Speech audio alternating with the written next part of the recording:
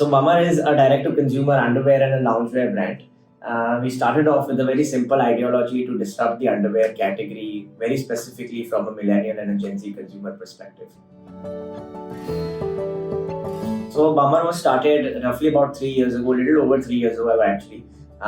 It started as a very simple problem statement that I personally faced in my life, where the idea was I came back to India from America and found that there was a lot of negligible choices in terms of underwear purchases for me as a younger consumer.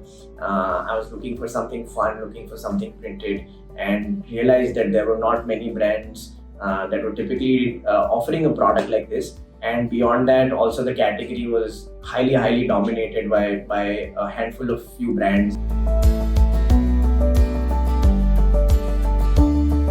So I think for us, we actually didn't think of retention probably from day zero.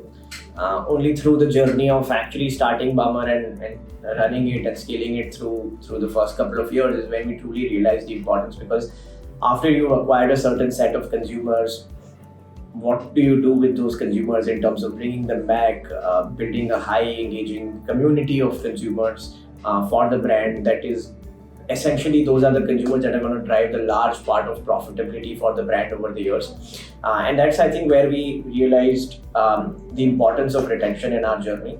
And that's when we definitely thought of WebEngage, how we could, of course, with the advent of rising CACs across Facebook, Google, and multiple other sort of new acquisition channels, we realized that this was one channel that could actually balance out the rising costs of acquiring new consumers at the same time. So I think there's no right and wrong thoughts here. It's more about looking at it from a blended perspective of new acquisition, of course at a certain expense, but bringing back repeat consumers at a much lower cost, and the overall benefit that it puts to the business on the P&L side of things. So that's when I think retention started making the most sense to us.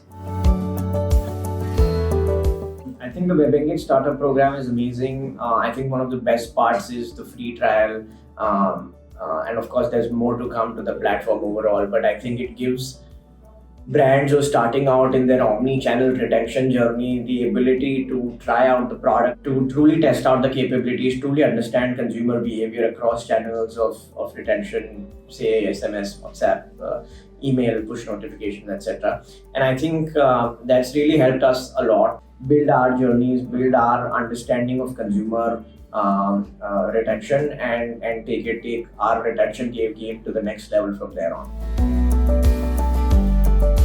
Our experience with WebEngage has been amazing thus far. I think we've tried utilizing the full potential of the platform for the most part in the short period of time that we've been working with WebEngage.